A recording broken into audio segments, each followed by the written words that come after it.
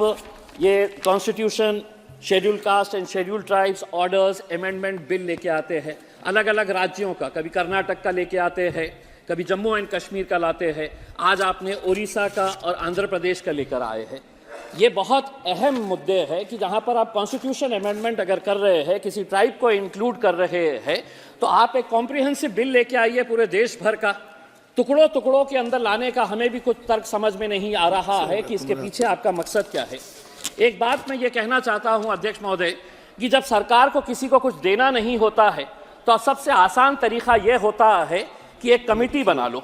और मैं किस मुद्दे के ऊपर ये बात कर रहा हूं, हमारी भारती पवार मैडम महाराष्ट्र से आती है, वो भी अच्छी तरह से जानती है कि 1955 से महाराष्ट्र का एक धनगर समाज ये गुहार लगा रहा है, सरकारें कितनी आई और चले गई, उनकी ये मांग है कि हमें शेड्यूल ट्राइब्स के अंदर इंक्लूड किया जाए करके।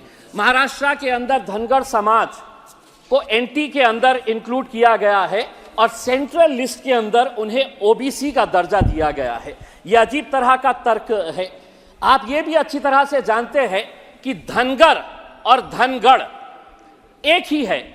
धनगर समाज के सभी लोगों का कहना है कि दूसरे राज्यों के अंदर चूंकि वहां पर धनगढ़ लिखा हुआ है और महाराष्ट्र के अंदर इन्हें धनगर बोलकर बुलाया जाता है, तो महाराष्ट्र की सरकारों ने इन धनगरों के साथ कैसी नाइंसाफी की। कहते हैं कि नहीं, ये स्पेलिंग मिस्टेक है, आप धनगर नहीं है तो आपको एसटी के अंदर हम इंक्लूड नहीं कर सकते हैं।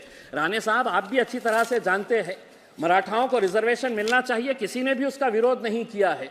जरांगे पाटिल का हम सम्मान करते हैं कि एक सामान्य छोटे से गांव का एक आदमी ने पूरे महाराष्ट्र की सरकार की नाक में दम कर दिया कि मेरे समाज के साथ नाइंसाफी हो रही है, उसको इंसाफ मिलना चाहिए। दुर्भाग्यवश आप लोगों ने धनगर समाज का कोई नेता तैयार नहीं होने दिया, सिर्फ अपने राजनीतिक स्वार्थ की खातिर।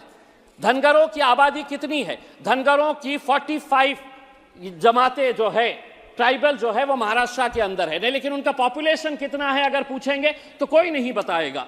कोई कहता है कि 4% है तो कोई कहता है कि 10% है, क्योंकि 2011 के सेंसस के हिसाब से ये बातें चले आ रही है। इसीलिए जब कास्ट सेंसस होगा तो इनका भी डेवलपमेंट उसी के हिसाब से होगा कि इनकी आबादी कितनी है, जिसकी जितनी संख्या भारी उसके हिसाब से ही सब काम चलता है।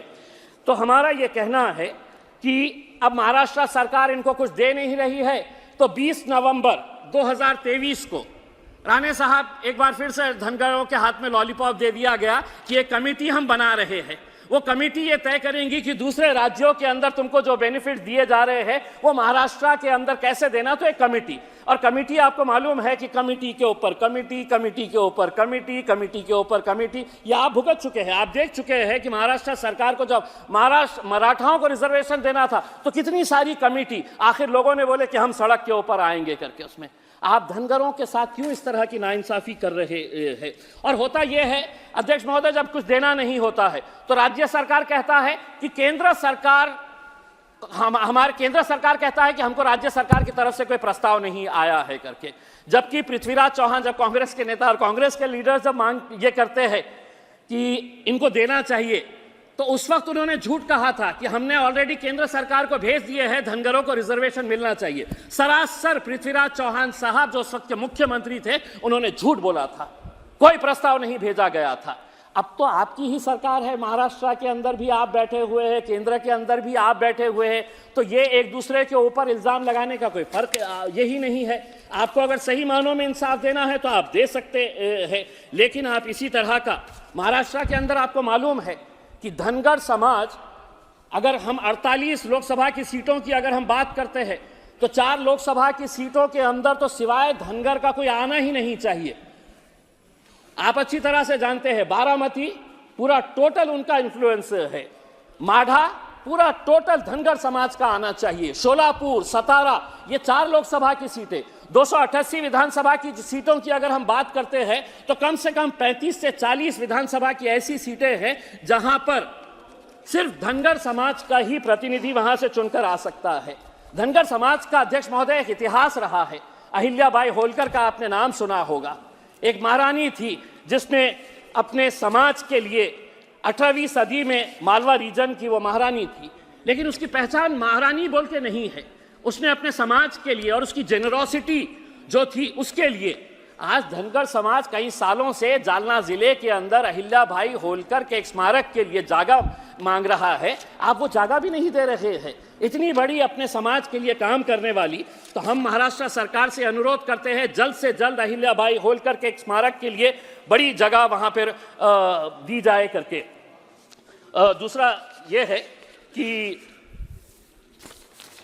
ये जो अलग अलग समाज के ये आ रहे हैं, अध्यक्ष महोदय, मुसलमानों के बारे में भी सांसद कहते हैं कि मुसलमानों को भी रिजर्वेशन देना चाहिए, लेकिन मैं आपको ईमानदारी के साथ कहता हूं, मुझे आपसे मांगना मतलब यह है कि मैं अपना साथ दीवार के ऊपर फोड़ने के बराबर है, क्योंकि आप लोगों ने तो हमारे साथ एक ऐसा रवैया इख्तियार कर लिया है कि हम आपको सिर्फ सांस लेने दे रहे हैं, यही बहुत बड़ी बात है।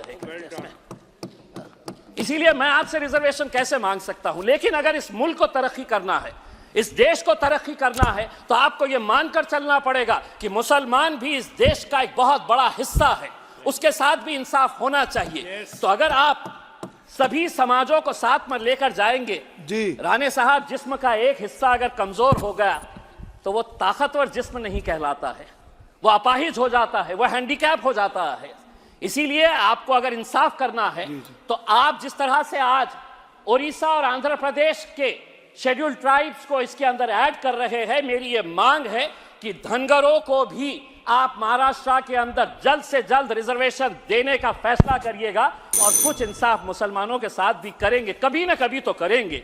एक ना एक दिन आपको यह एहसास होगा कि नहीं, ये भी मेरा एक भाई है, इसके साथ भी इंसाफ होना चाहिए। श्री विंसेंट एच पाला जी, धन्यवाद।